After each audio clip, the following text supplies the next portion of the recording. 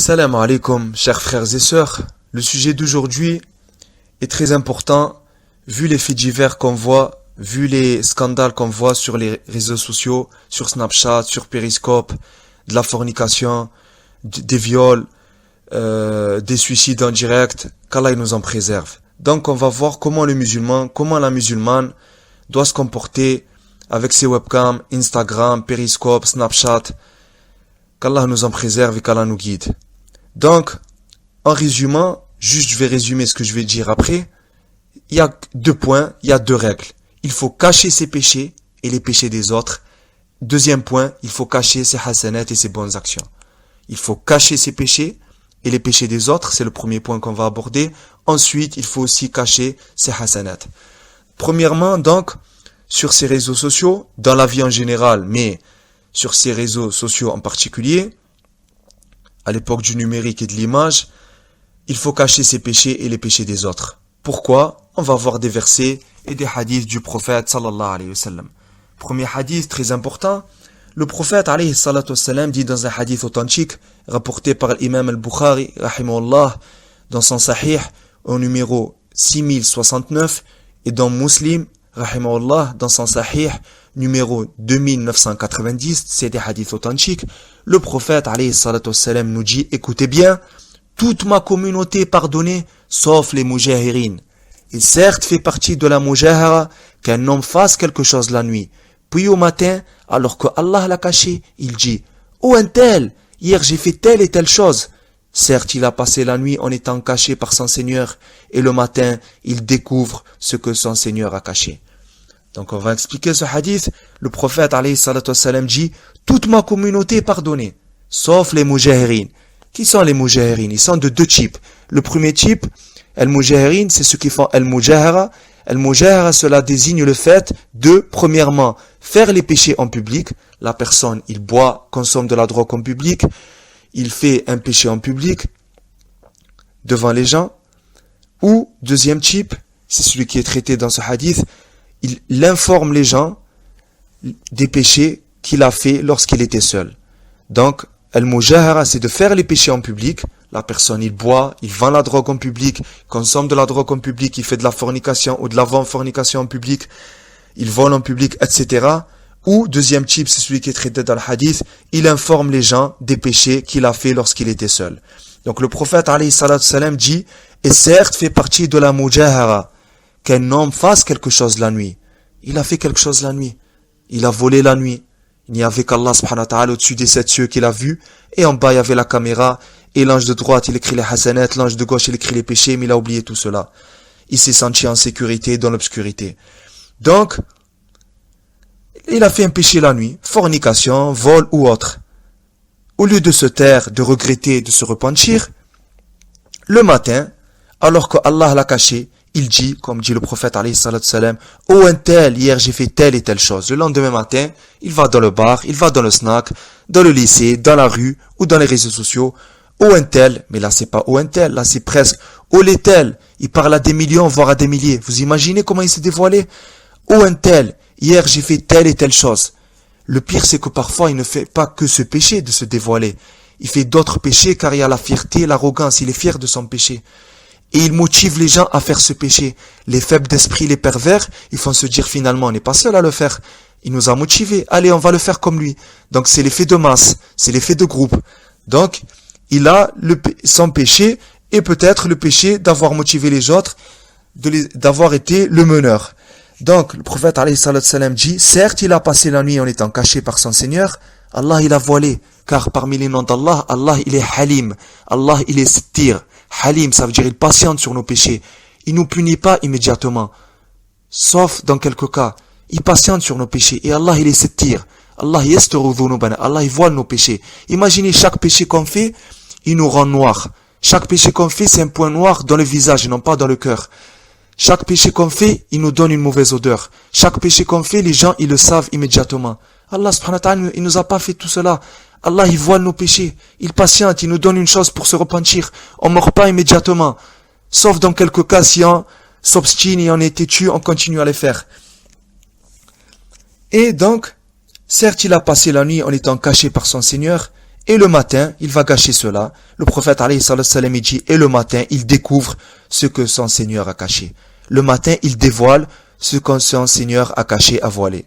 Voilà, ce type-là, le prophète alayhi salam a dit, toute ma communauté pardonnée, sauf les mujahirines, ceux qui font les péchés en public, et ô combien il y en a, musique à fond, drogue dans la voiture et tous les gens les voient, ou bien, il a fait la chose en cachette seul, et le lendemain matin, il n'est plus seul, il a dévoilé tout cela à des milliers, au quartier ou autre, qu'Allah nous en préserve. C'est triste, c'est vraiment triste. Et le pire, c'est qu'on fait ça, on est de confession musulmane, et des gens non musulmans, ils le font pas. Donc c'est vraiment étonnant. Donc la première règle, c'est que la personne doit cacher ses péchés. Et Bishr al-Hafi, rahimahullah, un grand pieux, disait, Uktum hasanatak kama taktumu sayi'atak. Cache tes bonnes actions, cache tes hasanat comme tu caches tes péchés. On doit cacher ses péchés. On doit les regretter. Et à défaut de se repentir, on les cache. Cache tes péchés comme ça. Quand tu t'es repenti, personne ne le savait à part Allah subhanahu wa ta'ala. Et de même, tu dois cacher les péchés des autres. Si tu vois une sœur dans la rue, tu vois quelqu'un dans la rue faire un péché, conseille-le. À défaut de le conseiller, fais dua et de la peine envers lui. Et ne le dévoile pas. Et le prophète alayhi salam il dit, Man satara musliman, satara Allah. Celui qui voile un musulman, Allah il le voile. Cache les péchés des gens, Allah il cache tes péchés. Et vice versa. Tu dévoiles les gens, Allah il te dévoile. Tu dévoiles les gens, Allah il te dévoile. Ne t'étonne pas d'être dévoilé, car un jour tu as dévoilé les gens. Et donc, aussi, on doit se voiler. Les personnes, ils se voilent, il est en boîte de nuit, il se prend un Snapchat. Sur Periscope, elle s'exhibe, elle montre ses atouts, elle se dénude. Les snaps nudes là, etc. C'est des catastrophes, subhanallah. Craignez Allah subhanahu wa ta'ala. Est-ce comme ça que tu remercies Allah subhanahu wa ta'ala pour ta santé, pour ta beauté? Allah subhanahu wa ta'ala dit, Kun min ash-shakirin. Sois parmi ceux qui remercient. Est-ce que tu as remercié Allah subhanahu wa ta'ala de ses bienfaits? Si tu le désobéis avec ses bienfaits, Allah t'a donné la beauté. Est-ce que tu le remercies en faisant du haram avec cette beauté? Non. La personne qui remercie Allah avec sa beauté, elle se réserve, elle se préserve en attendant son époux, son mari. Et elle est exclusive. Déjà, le minimum, sois jalouse pour toi-même. Comme le diamant, il n'y a pas tout le monde qui le voit. Il est protégé, il est réservé, il est préservé. Pareil, préserve-toi. Subhanallah. Quelqu'un, il est étranger, il est en train de te regarder. Même la voilée, je parle à tout le monde. Elle est maquillée, voilée, elle montre ses atouts, elle montre sa beauté pour le pieux ainsi que le vicieux. Avec un clic droit, le mec en Australie, il a sa photo. Subhanallah. J'ai pas envie de rentrer dans les détails, mais je pense que vous avez compris. Donc, la personne, il crée Allah subhanahu wa ta'ala. Comment? Tu le connais à peine, tu n'es même pas marié, tu envoies des snaps nudes, tu envoies des moitiés nus ou autres sur Instagram, sur Snap, tu envoies tes photos. Subhanallah. Craignez Allah subhanahu wa ta'ala. Allah, il te voit. Allah, il t'a vu. Même ton père, il t'a pas vu. Même il y a personne qui t'a vu. Allah subhanahu wa ta'ala, il t'a vu. Allah, il t'a vu. Et ça, c'est Allah, il t'a vu. Et pour l'intelligente et pour l'intelligent, parce qu'il y a aussi des hommes aussi qui se dénudent. Donc, ils sont fiers. Pareil. Donc, je vous dis juste une phrase qu'a dit un savant pour méditer. Imaginez quand vous mettez vos photos nues ou moitié nues. Imaginez que le regard interdit, vous contribuez à ce regard interdit, car vous avez, la personne, elle n'a pas à vous regarder, elle doit baisser ce regard, c'est une épreuve pour lui, mais ce regard interdit qu'il a fait, c'est un péché qu'il a fait. Et vous, en propageant ces photos interdites, vous avez contribué à ce regard interdit. Maintenant, imaginez, vous aimez les vues, imaginez il y a 1000 vues, il y a 1 million de vues. Imaginez, Allah subhanahu wa ta'ala, l'ange de gauche, il note 1000 péchés. Et autant de péchés que de vues. C'est grave. Là, vous êtes moitié nu, vous êtes dénudé. Imaginez, il y a autant de péchés que de vues. Qu'Allah nous en préserve. Et imaginez, tu meurs et la photo, elle reste. C'est des péchés qui restent. Si tu t'es pas repenti, qu'Allah nous en préserve. Donc voilà, c'est ça. Il faut penser à ça. Laissez des hasanat et non pas laisser des péchés. Comme vous laissez des photos, vous laissez des vidéos interdites, etc. Tu meurs, elle reste. C'est pour ça que parmi la bienfaisance envers le mort, enlevez tout cela, tout l'interdit qu'il a laissé. Donc je pense que c'est clair, qu'Allah nous en préserve. Craignez Allah subhanahu wa ta'ala, cachez vos péchés et les péchés des autres. Les webcams, les périscopes, les snaps, les Instagram, arrêtez le haram là-dessus. Les webcams, pareil. Allah, il te voit. tu fais une cam avec quelqu'un, etc. Donc voilà. Maintenant, le deuxième point, c'est cacher ses bonnes actions. Car une des maladies qui augmente avec ces réseaux sociaux, c'est le voyeurisme, c'est le narcissisme, la personne elle se plaît, elle aime les compliments, et c'est aussi l'ostentation qui est très grave.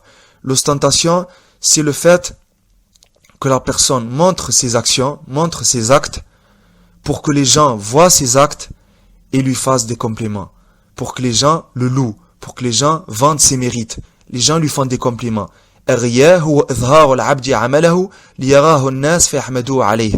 L'ostentation, elle annule tes actes, car chaque action, chaque adoration qu'on fait en islam, elle a deux conditions pour qu'Allah il accepte. Tu dois la faire pour qui? Pour Allah, et tu dois la faire comme qui? Comme le prophète sallallahu alayhi wa sallam. Quand tu pries, tu dois prier pour Allah et comme le prophète sallallahu alayhi wa sallam. Quand tu pleures, tu dois pleurer pour Allah et comme le prophète alayhi wa sallam. Et de même pour tout. Donc, toute chose que tu fais, tu dois la faire pour Allah. Si tu fais les choses pour que les gens te voient et non pas pour Allah, c'est pas bon. Si tu fais les choses un peu pour Allah et un peu pour que les gens te fassent des compliments, c'est pas bon. Tu dois faire les choses exclusivement pour Allah. Donc, l'ostentation, c'est la maladie qui est cultivée, qui augmente avec ces réseaux sociaux. Et quelle est la meilleure guérison de l'ostentation? C'est faire des adorations en cachette, comme on va le voir. Avant cela, je veux revenir à un point, c'est que Bishr al-Hafi, rahimahullah, un grand pieux disait, qu'est-ce qu'il disait? Uktum hasanatak kama taktumu sayi'atak.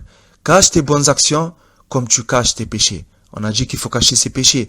Il dit aussi, cache tes bonnes actions, cache tes hasanat comme tu caches tes péchés. La personne, il est là à la mosquée, il se prend un snap. Il lit le Coran, regardez-moi, je lis le Coran. À 2h du matin, il se lève pour prier. Regardez-moi, je me lève pour prier. A'udhu billah. Il y a un problème. Regardez-moi, j'aide un pauvre. Regardez-moi, je suis en train de pleurer. Je comprends pas. Il y a plus de vie privée. La vie privée est devenue publique. C'est pour ça que des spécialistes disent maintenant l'extimité. L'intimité externe. L'extimité. Il n'y a plus d'intimité.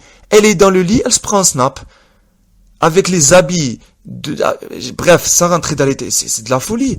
Subhanallah, Donc, l'ostentation annule les actes. La personne, quand elle fait les choses, elle ne les fait pas pour Allah, ou elle les fait pour que les gens lui fassent des compliments, ça annule ses adorations et ses bonnes actions.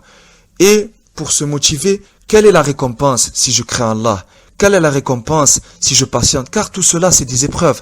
Allah subhanahu wa ta'ala dit dans Surat 5, dans Surat Al-Maïd, verset 94, c'est pour qu'Allah sache celui qui le craint en secret. Toutes ces facilités là à faire le péché. Dans le lit, la personne, même dans sa chambre, tu as peur qu'elle fasse un péché ou qu'il fasse un péché. Pourquoi il y a à portée de main? À portée de main, tu peux faire un péché, un regard interdit, ou montrer ton péché à des millions de gens ou à des milliers. Tu peux faire une rumeur. Toi, tu es content, tu crois que tu fais rire les gens, mais tu as menti. Et en 2 secondes, la rumeur, elle atteint l'Australie. Ça, c'est grave. Il y a même un hadith là-dessus. La personne, il fait un péché. Ça, c'est très grave. Il sera châtié dans sa tombe. Il fait un mensonge qui atteint les horizons. C'est un hadith. Il est authentique. Donc, Allah subhanahu wa ta'ala, il le dit dans Surat 5, verset 94. C'est pour qu'Allah sache celui qui le craint en secret. Ça, c'est des épreuves. Allah subhanahu wa ta'ala, il a fait ce mal pour nous éprouver. C'est pas pour qu'on s'amuse avec, pour qu'il nous éprouve, pour nous tester. C'est pour qu'Allah sache celui qui le craint en secret. Est-ce qu'il va me craindre? Personne ne le voit, mais il se rappelle que le Seigneur de l'obscurité le voit. Il y a personne, il n'y a que l'obscurité, mais tu te rappelles que celui qui a créé l'obscurité, il te voit. Et Allah subhanahu wa ta'ala dit, dans Surat Al-Mulk, que c'est bien de lire la nuit, et nous préserve des épreuves de la tombe. Allah subhanahu wa ta'ala dit, comme récompense à ceux qui le craignent en secret, il dit, ceux qui redoutent leur Seigneur, bien qu'ils ne l'aient jamais vu, auront un pardon et une grande récompense. Allah subhanahu wa ta'ala dit dans Surat Al-Mulk, dans la première page, dans Surat La Royauté, il dit, ceux qui redoutent leur Seigneur, bien qu'ils ne l'aient jamais vu, ils n'ont jamais vu leur Seigneur, mais ils l'ont vu avec leur cœur, ils sont sûrs qu'il existe et Inch'Allah, ils vont le voir au paradis. Donc, bien qu'ils ne l'aient jamais vu, auront un pardon, Allah il va leur pardonner et une grande récompense. Tu as une grande récompense quand tu te retiens pour Allah subhanahu wa ta'ala.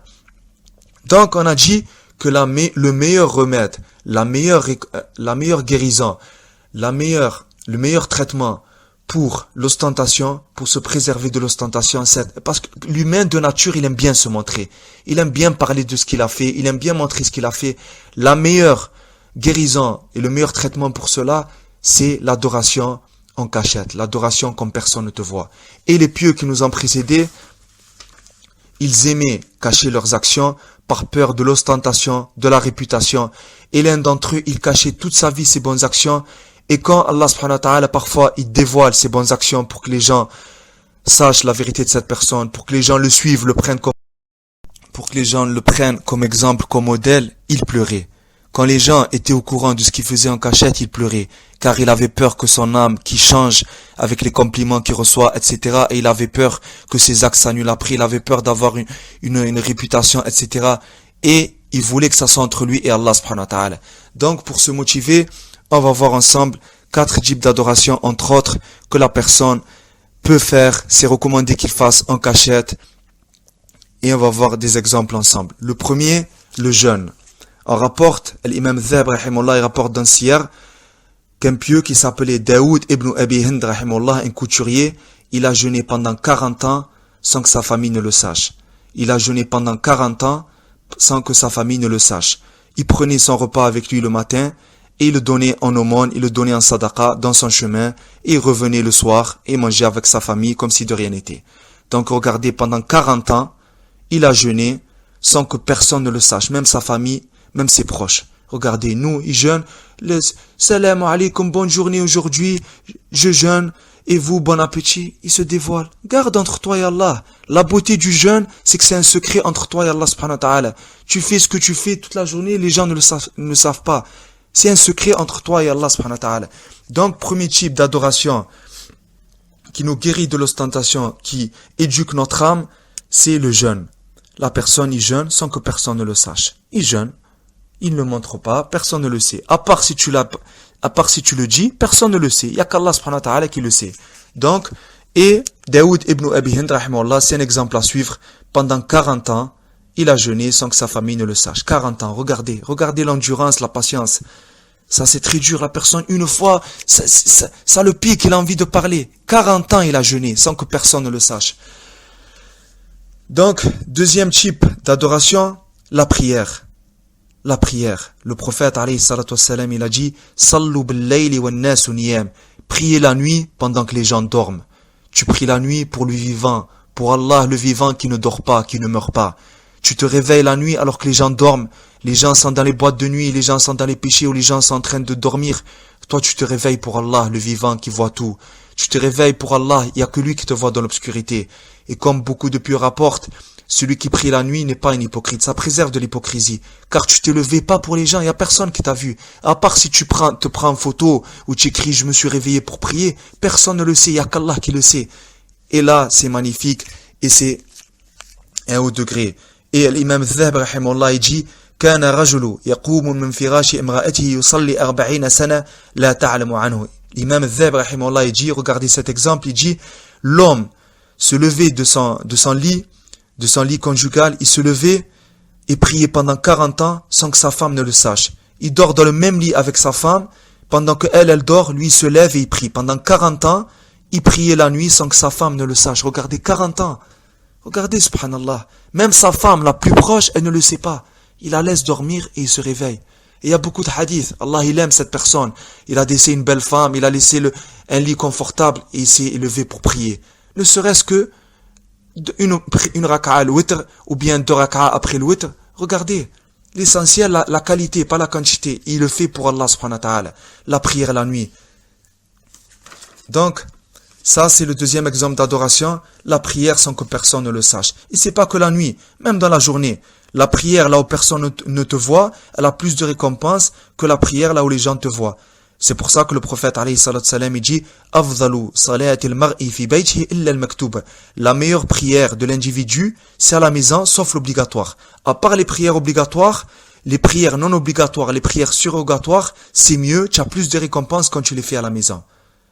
À part les 5 prières obligatoires, les prières non obligatoires, quand tu les fais à la maison, tu as plus de récompenses.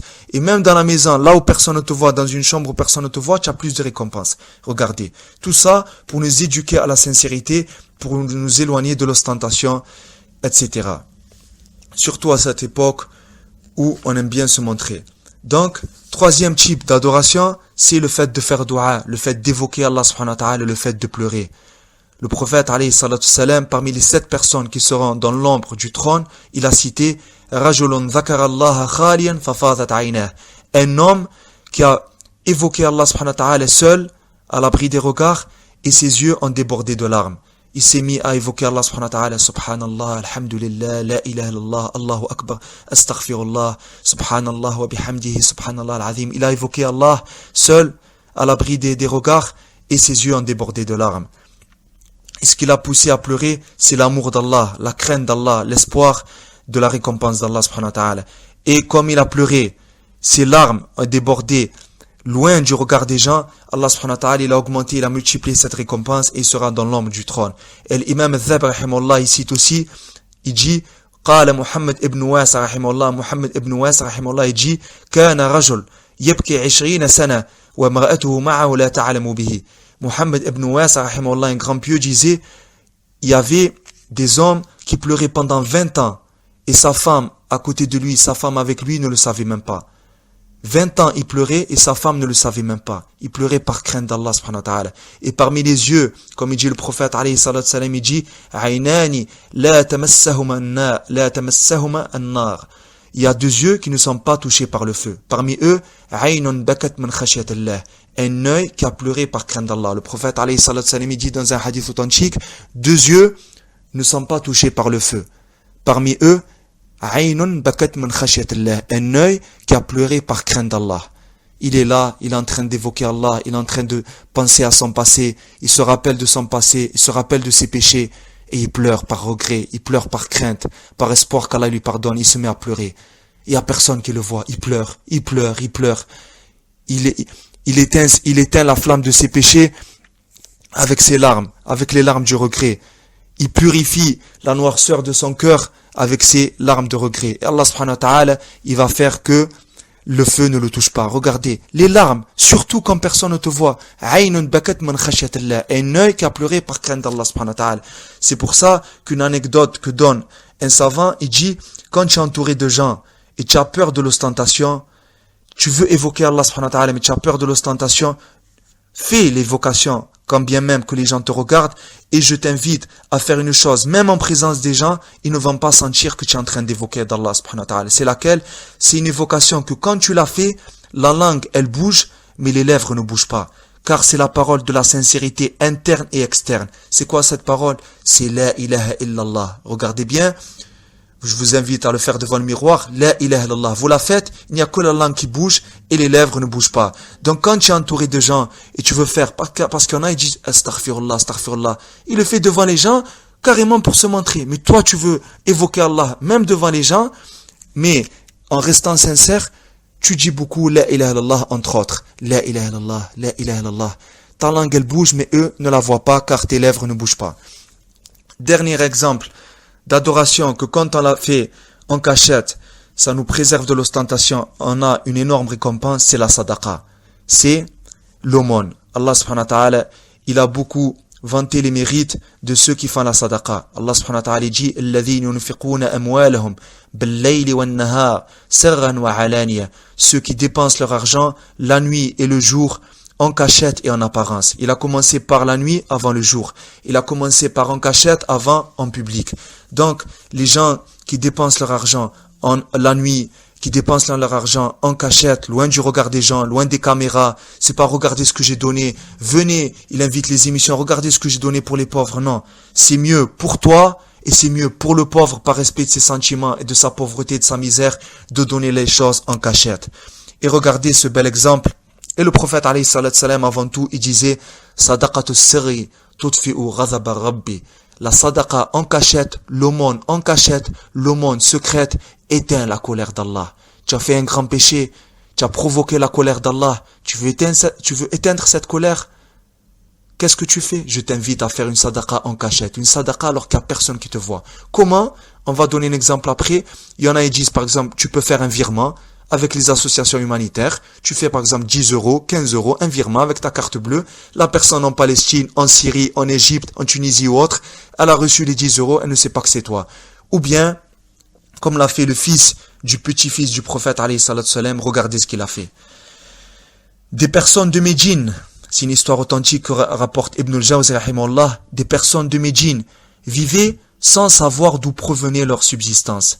Lorsqu'il mourut, le fils du petit-fils du prophète, alayhi salatu wassalam, qui s'appelait Ali, on l'appelait Zayn al-Abidin, son surnom, Ali ibn al-Hussein ibn Ali, radiyallahu anhu. Donc, lorsqu'il est mort, les gens ont perdu ce qu'elle recevait la nuit. Lorsqu'il est mort, il ne recevait plus rien. Il leur mettait, par exemple, des sacs de farine ou autre. Lorsqu'il est mort, il n'y a plus rien qui venait. À sa mort, quand il en lavait, à sa mort, ils le lavèrent et ont constaté des traces noires sur son dos. À sa mort, pendant le lavage, ils l'ont lavé, ils ont constaté des traces noires sur son dos. Et ils ont dit, qu'est donc cela? Qu'est-ce que c'est cela?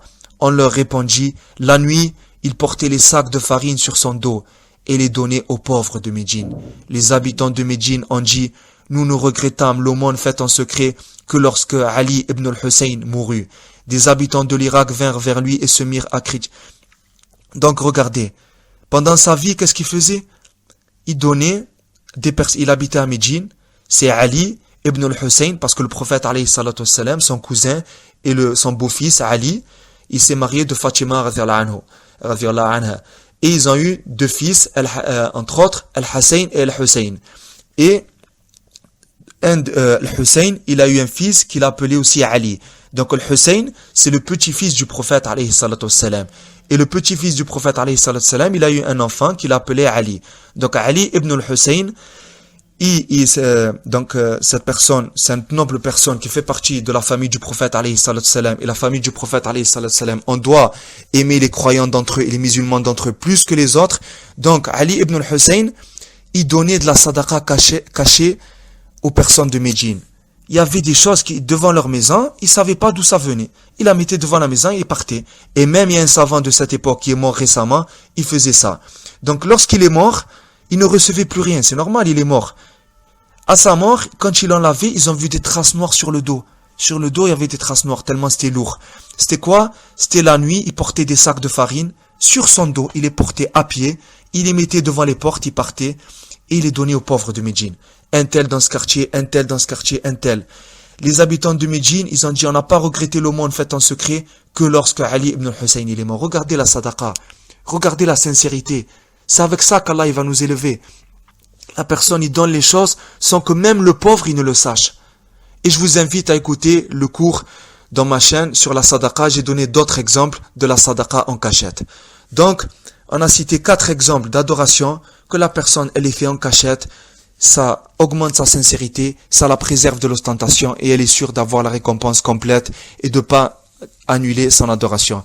Il jeûne sans que personne ne le sache, il prie sans que personne ne le sache, il pleure, il fait dua, il évoque Allah subhanahu wa ta'ala sans que personne ne le sache et il fait sadaqa sans que personne ne le sache. Même le dua, Allah subhanahu wa ta'ala il nous a exhorté dans plusieurs sourates à faire le dua par crainte, par espoir et en cachette. Tu lèves tes mains envers Allah subhanahu wa ta'ala qui est au-dessus des 7 cieux et tu fais dua, ya Allah guide-moi. D'ailleurs, avant tout cela, la première chose qui va te donner la sincérité et qui va te préserver de l'ostentation, c'est faire dua.